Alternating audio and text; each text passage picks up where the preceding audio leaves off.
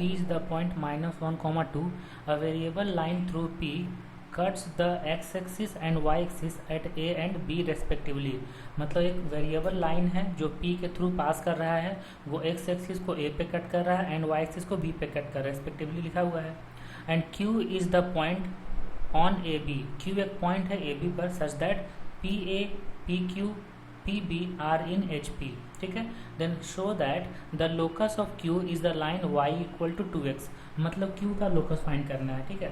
देखो हम यहाँ पे x एक्सिस और y एक्सिस ड्रॉ करते हैं. एक रफ स्केच ड्रॉ कर लेते हैं कि लाइन कैसा होगा, कहाँ पे पॉइंट A होगा, कहाँ पे पॉइंट B होगा. इसके हिसाब से देखो ये x एक्सिस और ये y एक्सिस हो गया. अब इस पर कोई पॉइंट लेते हैं, इस पर कोई स्ट्रेट लाइन लेते हैं ना. एक लाइन वेरिएबल लाइन है तो कोई वेरिएबल लाइन लेके चलते हैं हम लोग. जैसे कि मान लो कि ये हो गया वेरिएबल लाइन और ये वेरिएबल लाइन है तो x एक्सिस को A पे कट कर रहा है और y एक्सिस को B पे कट कर रहा है. ठीक है. और देखो एक पॉइंट है P एक पॉइंट है -1, 2. तो ये जो पॉइंट है वो इसी पर है. तो मान लेते हैं कि ये जो पॉइंट होगा, ये वाला पॉइंट P है -1, 2. तो ले लेते हैं P -1, 2 सेकेंड क्वाड्रेंट में है -1, 2.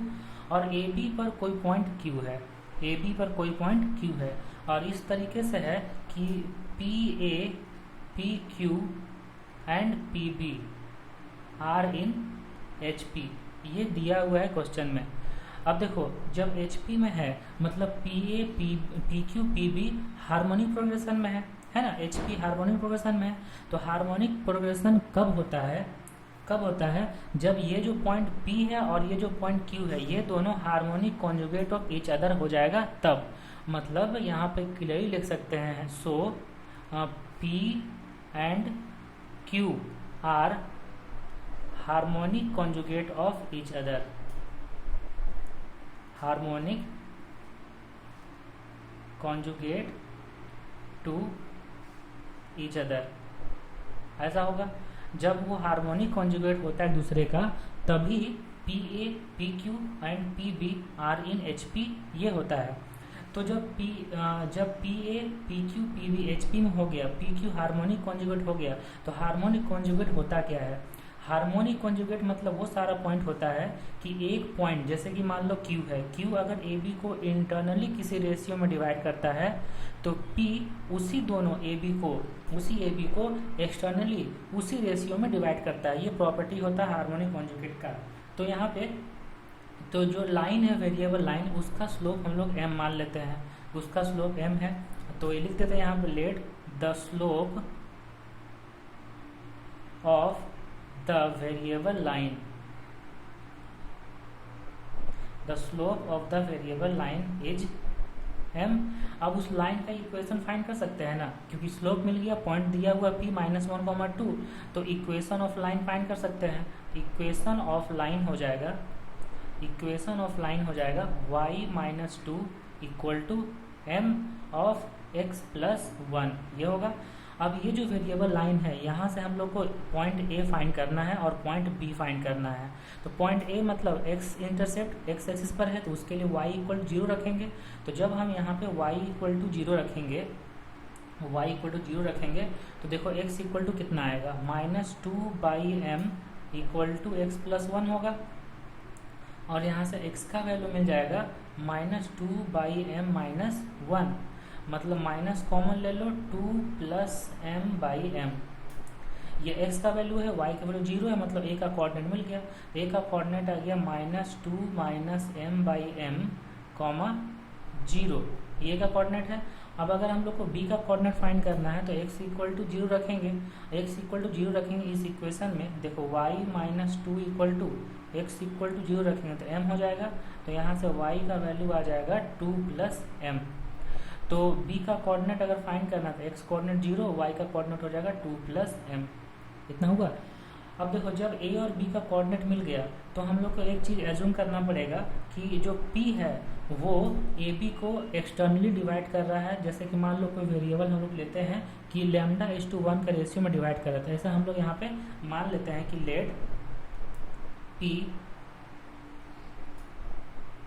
डिवाइड्स ab externally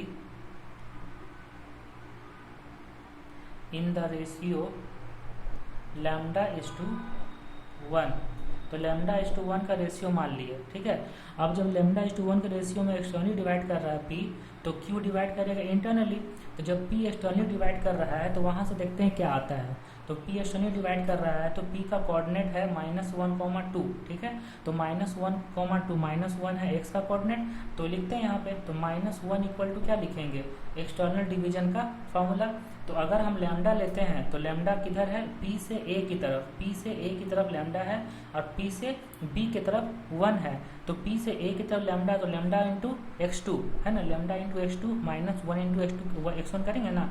तो लैम्डा इंटू x2 है 0 बी का कोऑर्डिनेट, माइनस और 1 को इंटू करेंगे ये x1 से, x1 मतलब ए का कोऑर्डिनेट, ए का कोऑर्डिनेट है -2 -m/m, ठीक है।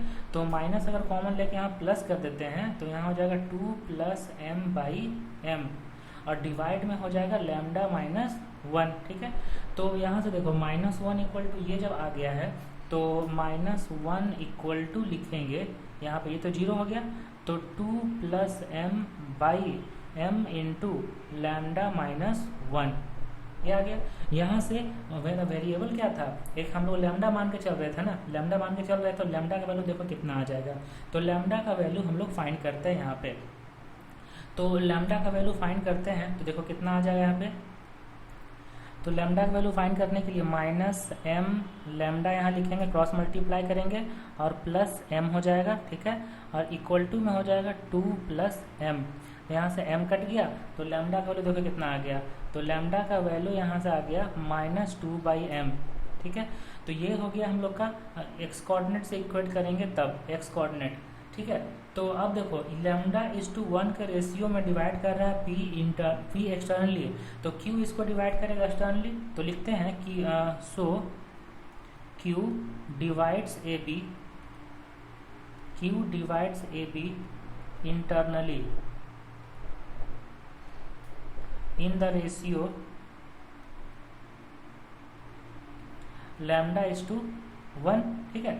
और q का लोकस फाइंड करना है, तो जब q का लोकस फाइंड करना है तो q का कोऑर्डिनेट हम लोग h, k एज्यूम कर लेते हैं, क्योंकि जिसका लोकस फाइंड करना होता है उसका कोऑर्डिनेट को h, k एज्यूम किया जाता है, ठीक है।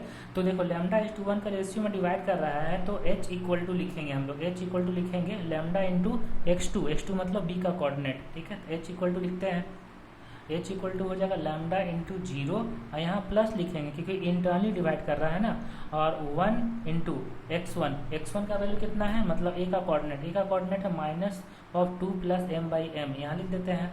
तो माइनस अगर कॉमन ले लेते हैं माइनस, अच्छा ठीक है, -2 -m/m हो जाएगा और डिवाइड में हो जाएगा लैम्डा +1, ठीक है।